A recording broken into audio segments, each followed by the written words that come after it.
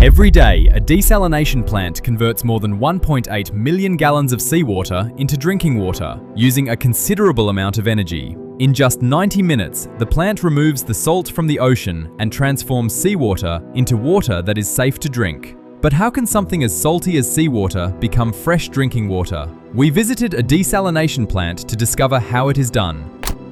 One solution to water scarcity is seawater desalination. This process removes salt and other dissolved minerals from seawater, making it suitable for human consumption. In regions where freshwater supplies are limited, desalination plants provide an alternative source of clean water by converting the nearly unlimited supply found in the ocean.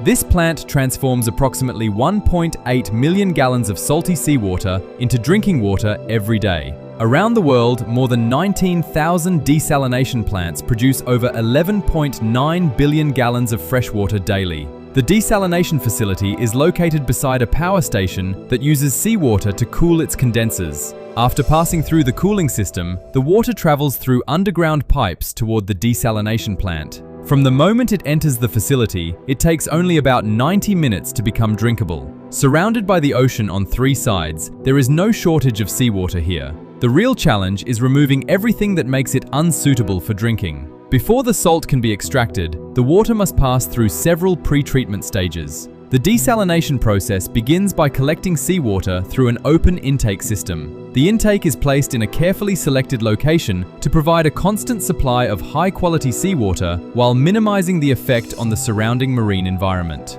The water is collected several hundred yards from the shoreline. Large screens and filters block floating debris and help prevent marine animals from entering the system. A pipe measuring approximately 25 inches in diameter draws nearly 4 million gallons of seawater into the plant every day. That is more than 2,600 gallons per minute, or roughly enough water to fill a bathtub every second. Powerful intake pumps are required to move this enormous volume of seawater toward the facility. As the water is pulled inside, however, it brings several unwanted visitors with it, including shellfish, jellyfish, crabs, and occasionally small fish. To prevent these creatures and other debris from traveling farther into the plant, the water passes through a giant screen. The screen removes objects larger than about 1/6 of an inch. Additional grates then filter out more of the larger material. Even after the visible debris and marine organisms have been removed, the water still contains large quantities of suspended sediment. These particles are much smaller and cannot be stopped by ordinary screens.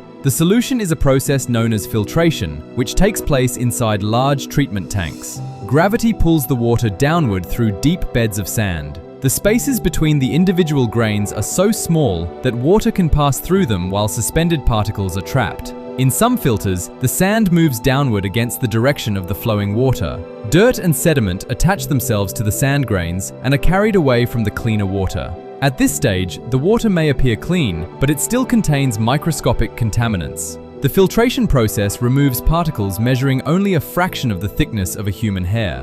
Next, large paddles slowly stir the water while the plant adds two chemicals. The first is sodium hypochlorite, a disinfectant that helps destroy microorganisms. The second is ferric chloride, which acts as a coagulant. The coagulant causes tiny pieces of dirt, organic material, and sand to bind together. These small particles form larger clumps that become heavy enough to sink. A significant amount of contamination is removed during this stage, although the water is still far from being completely clear. The water then travels into another group of basins for the second stage of pre-treatment. Inside each filter, a constant stream of air keeps the filtering material moving in a circular pattern. A finer layer of material captures even smaller microscopic particles that pass through the earlier sand filters. Once pre-treatment is complete, the seawater is temporarily stored in giant tanks capable of holding approximately 132,000 gallons each. The water is now clean enough for the most important part of the entire operation, removing the dissolved salt. Salt is extremely difficult to separate from water because salt ions are naturally attracted to water molecules. Simply filtering the water is not enough. The dissolved salt must be separated through a process known as reverse osmosis.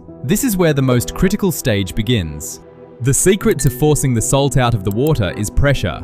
Large centrifugal pumps provide the pressure required for reverse osmosis. As the water moves through several pumping stages, its pressure steadily increases. By the time it leaves the final stage, the seawater has reached a pressure of approximately 870 pounds per square inch. That is about 60 times normal atmospheric pressure at sea level. After being pressurized, the seawater enters the reverse osmosis units. These systems contain thousands of semi-permeable membranes. The membranes are essential because they allow water molecules to pass through while blocking most salts, minerals, and other impurities. The pressurized seawater is pumped through rows of long cylindrical vessels. Each vessel contains several tightly rolled membrane elements. Inside the cylinders are layers of thin plastic sheets containing extremely small pores. These openings are far smaller than the width of a human hair. They are large enough for water molecules to pass through, but small enough to block dissolved salts and many other contaminants. As the seawater flows across the membranes, the tremendous pressure forces water molecules through the microscopic openings. The larger salt ions and impurities cannot pass through and remain on the other side. The water that passes through the membrane is known as permeate. It contains dramatically less salt and fewer contaminants than the original seawater. As the purified water travels through the membrane layers, it moves toward a collection tube in the center of each cylinder. By the time it reaches this central tube, almost all of the dissolved salt has been removed. As more purified water is extracted, the remaining liquid becomes increasingly concentrated, creating a powerful stream of brine. This brine contains a much higher concentration of salt and minerals than normal seawater. The process eliminates approximately 99.8% of the salt, leaving behind extremely pure water. For every 2 gallons of seawater entering the system, the plant produces approximately 1 gallon of fresh water. The remaining gallon becomes concentrated brine, containing roughly twice the normal salt concentration. Pressure, flow rate, salt concentration, and membrane performance must all remain within precise limits. At the same time, the waste removed during pre-treatment is sent to large settling basins for another chemical treatment stage. Solid material sinks to the bottom, while the remaining dirty water is returned to the beginning of the plant, where it can be cleaned and recycled. Pressure rollers squeeze the remaining moisture from the collected solids. The dried material can then be transported to a landfill for disposal. Meanwhile, the concentrated brine created during reverse osmosis is returned to the nearby power station. There, it is mixed with the much larger stream of cooling water. Diluting the brine before it is discharged helps prevent it from significantly changing the natural salt concentration of the surrounding ocean. After reverse osmosis, the purified water is almost completely free of minerals. It may also have a pH level that is not ideal for drinking or for traveling through the public water system. The plant must therefore adjust the water during a process known as post-treatment. Small amounts of chemicals may be added to bring the pH to a safe and stable level. Reverse osmosis water also contains fewer essential minerals than conventional drinking water. Although this makes it extremely pure, completely mineral-free water can taste flat and may be more corrosive to pipes. To improve both its flavor and quality, the plant adds carefully controlled quantities of minerals such as calcium and magnesium. This process is known as remineralization. The added minerals help balance the water's chemical profile, increase its alkalinity, and stabilize its pH. They also restore the familiar taste that people expect from ordinary drinking water. Once the minerals have been added, the water is nearly ready for consumption. One final disinfection stage is still required. Although the seawater was disinfected during pre-treatment and passed through extremely fine membranes, a small dose of chlorine is added before distribution. This prevents bacteria and other microorganisms from growing inside storage tanks or pipelines. Before the finished water can enter the public supply, it undergoes extensive laboratory testing. These tests confirm that it meets all drinking water standards established by regulatory authorities. Technicians measure turbidity, dissolved solid content, mineral concentration, residual disinfectant levels, and the possible presence of heavy metals. Sensors and computer systems continuously monitor the water's chemical composition to make sure it remains safe. Once the water has completed post-treatment and passed every quality test, it is pumped into the drinking water distribution network and delivered to homes, businesses, and communities.